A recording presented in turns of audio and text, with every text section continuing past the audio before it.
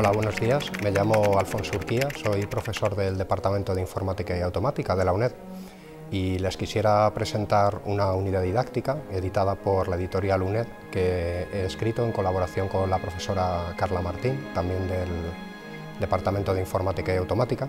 La unidad didáctica se titula Diseño y análisis de circuitos digitales con VHDL y está recomendada como texto base de la asignatura Ingeniería de los Computadores 3, que se imparte en el grado de Ingeniería Informática de la UNED. Es una asignatura de segundo curso obligatoria de segundo cuatrimestre. Al realizar la unidad didáctica hemos intentado que la unidad estuviera lo más autocontenida posible y hemos tenido en cuenta los conocimientos de partida que tiene el alumno, que el alumno ha adquirido en las otras asignaturas que se cursan anteriormente en la carrera. Al principio de cada tema hemos expuesto los objetivos docentes que se pretende cubrir con el estudio de ese tema, de tal manera que el alumno sepa qué es lo que tiene que aprender al estudiar el tema. También al final de cada tema hemos planteado ejercicios de autocomprobación que están totalmente resueltos. Esta es una de las características de esta unidad didáctica que creemos que la distingue de otro material bibliográfico que existe, y es que esta unidad didáctica está específicamente preparada para la educación a distancia.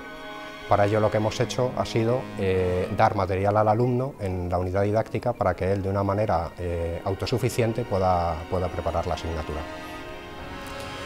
Al final de cada capítulo hay ejercicios de autocomprobación que también, como digo, están completamente resueltos. La unidad didáctica viene acompañada de un CD-ROM en el cual está todo el código VHDL que se explica en el texto.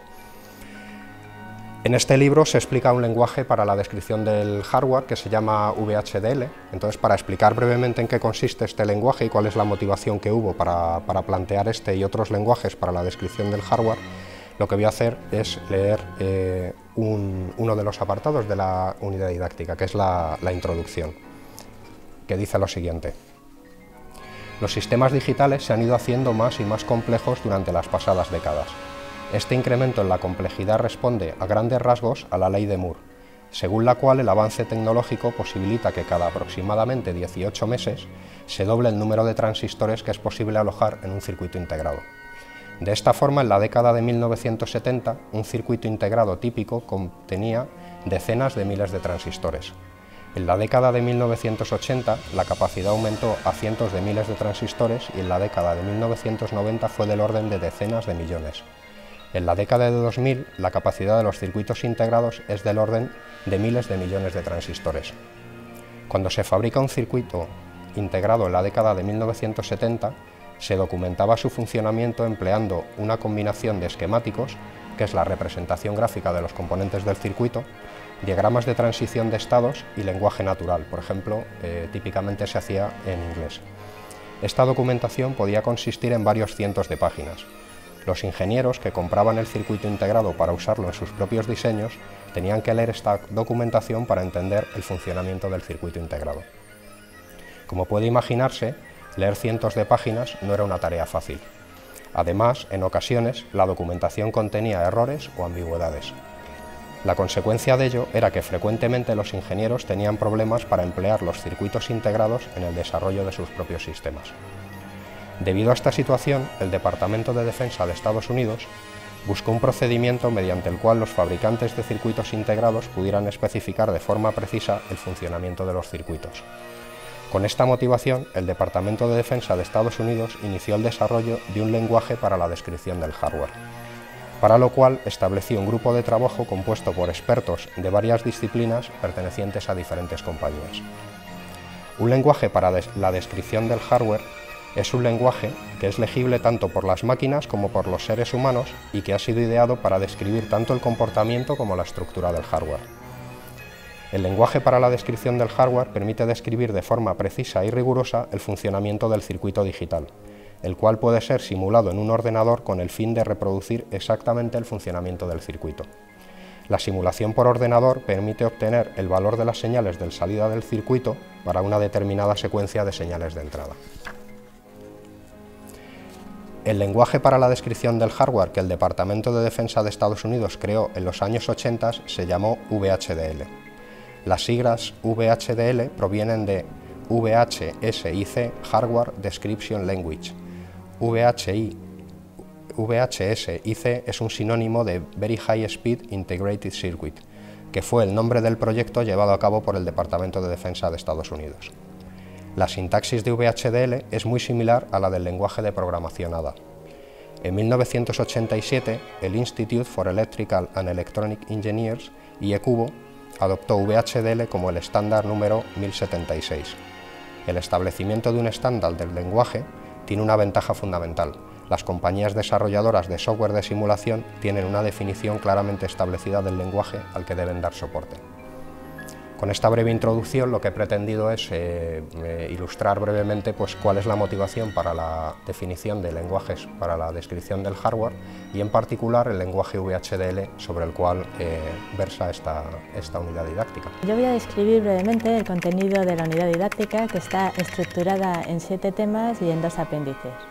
El tema 1 es un tema de carácter introductorio en el cual se explican conceptos básicos tales como los lenguajes para la descripción de hardware, sus principales características, cuáles son los más usados actualmente, como son Verilog, VHDL, System-C, el ciclo de diseño de los circuitos digitales, las diferentes tecnologías existentes de circuitos integrados, las principales propiedades de los circuitos digitales, etc. También se desarrolla al principio un ejemplo completamente desarrollado empleando VHDL.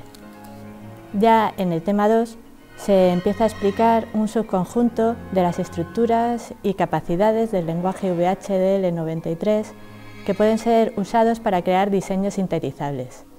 Y también se explican capacidades del lenguaje que son usados para programar los bancos de prueba que se diseñan para testear los circuitos digitales.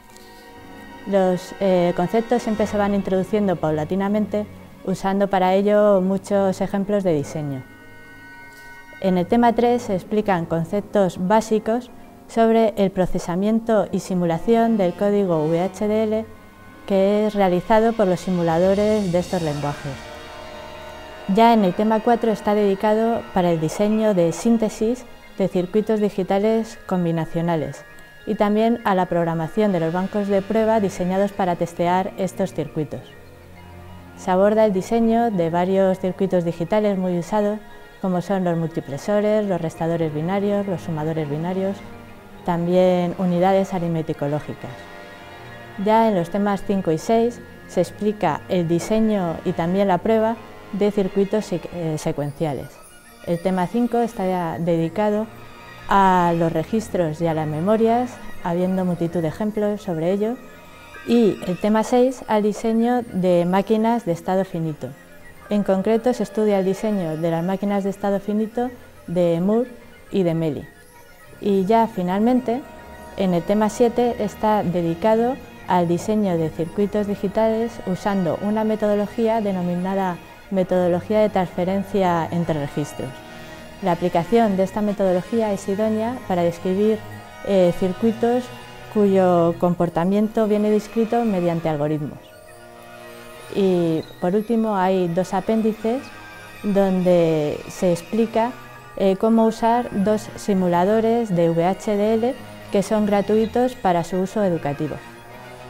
Bueno, pues esperamos tanto la profesora Carla Martín como yo que las breves indicaciones que os hemos dado acerca del libro y cuál ha sido la finalidad para escribirlo, pues os motiven para acercaros a esta obra.